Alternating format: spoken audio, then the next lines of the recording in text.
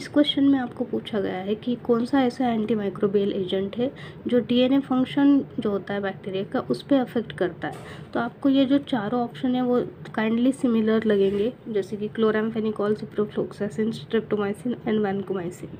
तो इसमें से डिफ़िकल्ट होता है तो आपको मैं इन डिटेल समझाती हूँ। तो एंटी माइक्रोबियल एजेंट्स बोला है, तो एंटी माइक्रोब्स कौन कौन से हो सकते हैं? बैक्टीरिया हो सकते हैं, वायरस हो सकते हैं, पैरासाइट हो सकता है, एंटी फंगल हो सकता है। बट यहाँ पे मोस्टली आप देखोगे तो ये सारे एंटी बैक्टीरियल एजेंट्स है, यानी कि एंटी बायोटिक्स है।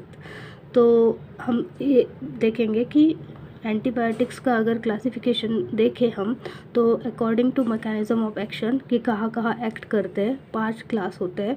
जैसे कि ये और ये सेम है, बस यहाँ पे ऐसे लिस्ट में दिया गया है और यहाँ पे डिस्क्रिप्टिव दिया गया है कि कहाँ पे एक्ट करता है। तो एक होता है सेल वॉल, ठीक है, दूसरा है कि प्लाज्मा मेम्ब्रेन, तीसरा है मेटाबोलाइट्स, चौथा है डीएनए गायरेज इनहिबिटर्स, पांचवा है प्रोटीन सिंथेसिस इनहिबिटर्स। और इनके एग्जांपल्स कौन कौन से हैं वो यहाँ दिए गए हैं, ठीक है।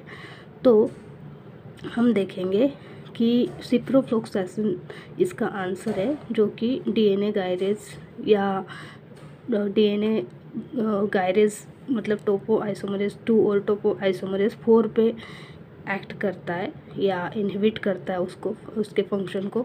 तो ये एंजाइम जो है वो इसेंशियल होता है DNA replication, transcription and repair in bacteria.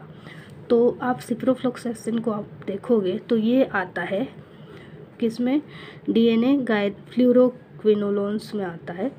तो फ्लोरोक्विनोलोन्स का अगर क्लासिफिकेशन देखें हम, तो फर्स्ट, सेकेंड, थर्ड जनरेशन के सेकेंड जनरेशन में सिप्रोफ्लोक्सासिन आता है। तो हमने देखा कि फ्लोरोक्विनोलोन्स का जो पूरा क्लास होता है वो क्या होता है? डीएनए गायरेज इनहिबिटर होता है। तो ये कहाँ आता है? यहाँ पे देखो अब क्लासिफिकेशन में सिप्रोफ्लोक्सासिन कहाँ है, ये रहा, सॉरी, ये क्विनोलोन्स हो गए जो कि nucleic acid replication and transcription को इनहिबिट करते हैं। क्विनोलोन्स के अलोंग रिफाम्पिसिन या रिफाम्पिन क्लास भी है जो कि न्यूक्लिक एसिड के सिंथेसिस को इनहिबिट करते हैं। तो हम बाकी और भी देख लेते हैं कि क्या क्या ऑप्शंस है। तो एक है ऑप्शन है क्लोरामफेनिकोल और स्ट्रेप्टोमाइसिन, ये दोनों भी क्लास आते जो है ये इसमें है। देखो क्लोरामफेनिकोल और स्ट्रेप्टोमाइसिन जो कि प्रोटीन सिंथेसिस इनहिबिटर है। अदर प्रोटीन सिंथेसिस इनहिबिटर कौन से है? एरिथ्रोमाइसिन और टेट्रासाइक्लिन। तो क्लोरामफेनिकोल और streptomycin and erythromycin and tetracycline एक क्लास के हो गए। और बचा ऑप्शन क्या? वैनकोमाइसिन। तो वैनकोमाइसिन का ये है। तो वैनकोमाइसिन क्या करता है? ये सेल वॉल की सिंथेसिस को इनहिबिट करता है। अदर एजेंट्स कौन से जो सेल वॉल की सिंथेसिस को इनहिबिट करते हैं? वो है penicillin, cephalosporin and bacitracin and vancomycin.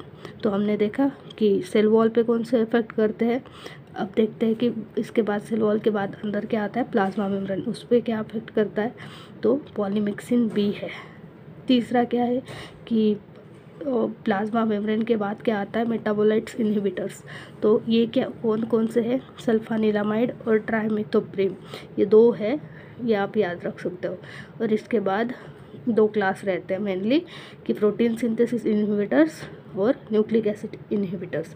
तो प्रोटीन सिंथेसिस में हमने देखा क्लोरामफेनिकोल, एरिथ्रोमाइसिन, टेट्रासाइक्लिन और स्ट्रेप्टोमाइसिन, ये 4 आते हैं। और इसमें न्यूक्लिक एसिड में क्विनोलोन्स एंड रिफाम्पिन, ये 2 आते हैं, ठीक है। तो इस तरीके से आप पूरा डिस्क्रिप्टिव वे में सब कुछ अच्छे से समझ सकते हो ताकि आपको और भी क्वेश्चंस का आंसर देना आ जाए।